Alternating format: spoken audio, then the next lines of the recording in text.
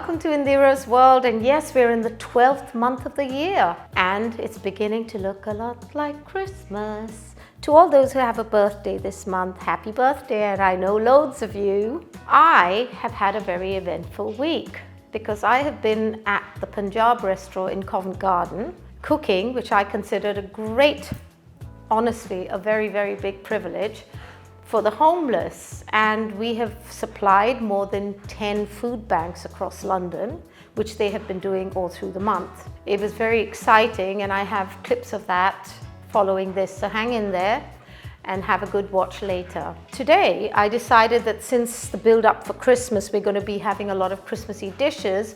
I'm going to do a dish which is vegan and Asian, but also can be used with various vegetables. I am doing okra.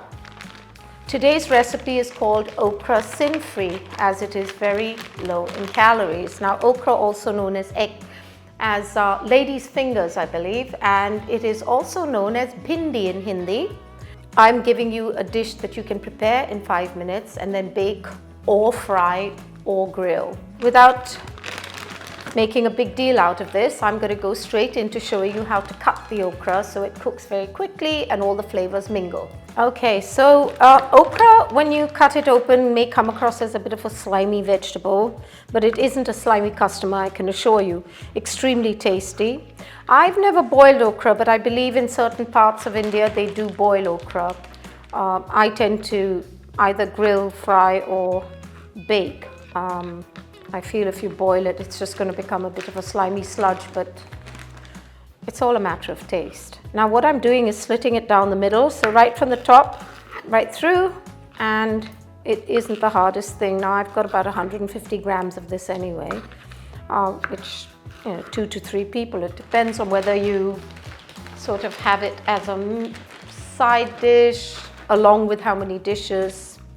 I love this with Indian bread or chapati and lentils, which is dal. Indian staple food in the north is dal, chapatis and vegetables, and of course they eat meat.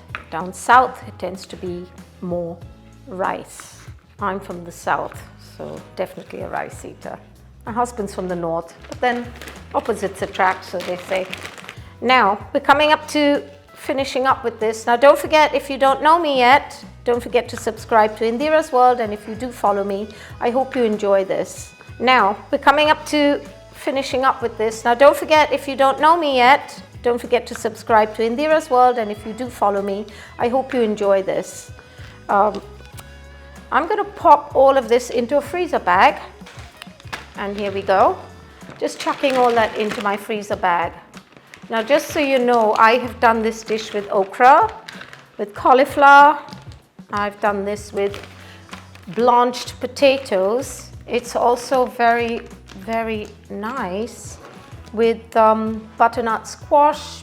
You can use virtually most vegetables, and I don't know if you've ever tried a thing called paneer, which is an Indian sort of reduced milk cheese. I won't call it cheese exactly, but you can use exactly the same thing. Now here we have it all in a freezer bag, and now I'm going to put in the remaining ingredients, which I'm going to show you in a minute.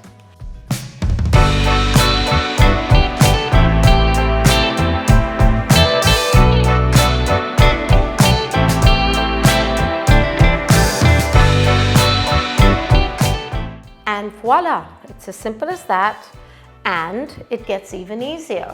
Now here I have my bag of 150 grams of okra. To this I'm going to add 1 teaspoon of turmeric. That's gone in. A teaspoon of coriander powder. That's gone in. Teaspoon of cumin powder. That's gone in again. You can get yourself a generic curry powder, but I prefer to do it this way. Garam masala, I use slightly less of this, but it's up to you. Now chilies, optional, and of course depends on how much you can take. Don't be too brave. Now to this I'm going to add a tablespoon of olive oil. That's gone in. And the juice of half a lemon to 1 lemon, depending on how much you like. Now you can, as an option, put gram flour to this so it sticks. But I actually just seal the bag. Now, as I said, you can use cauliflower, you can use butternut squash, aubergine, or eggplant as they call it. Oh, I have tried this with kale, and it's very, very nice with kale. Now I'm also going to add salt, so I'm leveling that down, and I'm going to sprinkle. There you go, and again. And you're ready. Preheat your oven to 175 to 180. I've put it at 180. I'm hoping I didn't forget. And I'm going to pop that in an oven. Now I've put greaseproof paper on a pan, or you can actually just use, you know, a Corningware dish or whatever works for you. I just have a little bit of greaseproof paper here. To this, I'm just going to spray some oil. Now,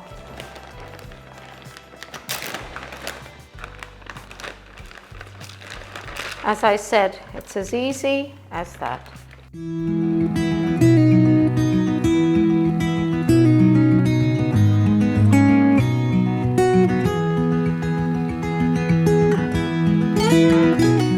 Now, this looks wonderful. It's semi-crunchy, but you can crunch it up as much as you want. Now, okra, I mean, it's so underrated. It's high in vitamin A, vitamin C, and also very high in magnesium. Now, we all know as we're getting older, we could do with all the help we can get, but also to get your kids interested in vegetables, there are ways of doing it where it gets a little more exciting. Now, don't forget, if you haven't subscribed, please subscribe on Indira's World, if you like it, of course. And if you like these recipes, do give me a thumbs up. Now, there it is. This is all done. And I am accompanying this with a zero-fat yogurt. And I've put a little mint sauce on there and a sprinkle of cayenne pepper.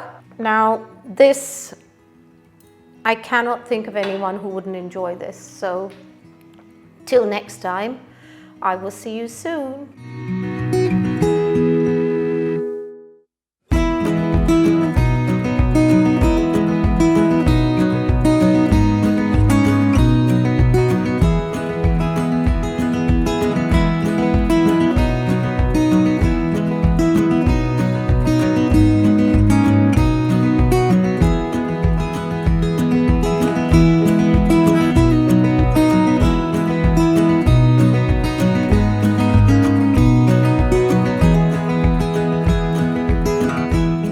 Well, that's it for me for this week, and do follow me next week. Don't forget, following this is my wonderful experience at the Punjab restaurant in Covent Garden, where we made many a homeless person happy. So till next week, it's over and out from Indira's World.